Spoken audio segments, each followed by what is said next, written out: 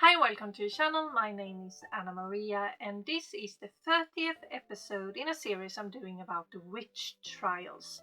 And in today's episode I will talk about the Zaubererjackl witch trials. I will link the other ones down below. I will remind everyone that witch trials were brutal, and some of the themes I will take up can be distressing, especially when it comes to the punishments for the accused, so a warning for the episode. This trial can also be called the Salzburg witch trials and sometimes the magician-jackal process. It happened between 1675 and 1690 in Salzburg in Austria. It was 139 people that were executed in this trial.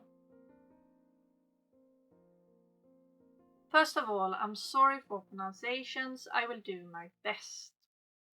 It started in 1675 when a woman called Barbara Collerin was in a trial for sorcery and theft. Her partner Paul Kalfenpacher was also involved in this. Barbara confessed under torture that her son Paul Jacob Koller was connected to Satan. The son was said to have learnt his behavior of theft and stealing from his mother. Barbara was executed in 1675. They couldn't find the son though, and a warrant for his arrest went out. This is where the name of the trial comes in. The son became known as the wizard-jackal or Jekyll, sometimes magician. Zauberer in German means sorcerer or wizard.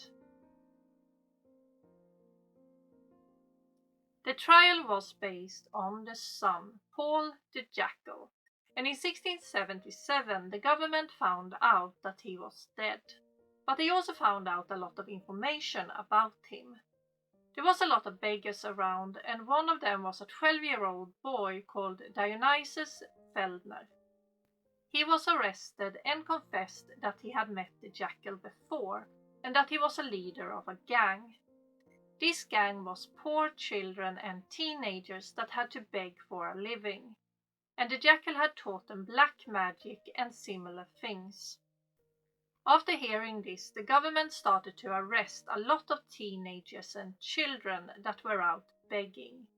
And during their confessions, the stories surrounding the jackal became more and more like fantasy or a myth. Some said Jack could turn himself invisible, and that he had power over rats that destroyed the harvest for the farmers. He was also painted as a murderer and very evil. He became the most famous wizard in the history of Salzburg. And the trial continued and more beggars were arrested, amongst them many children. Of the 139 executed, 39 were children. 53 were teenagers and the rest were adults. The youngest one executed was 10 years old.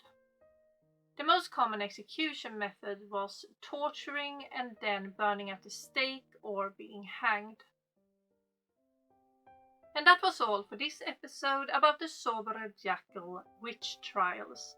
In the next episode I will talk about the witch trials in Poland. If you like this episode, please like, comment and subscribe. It will help out the channel a lot.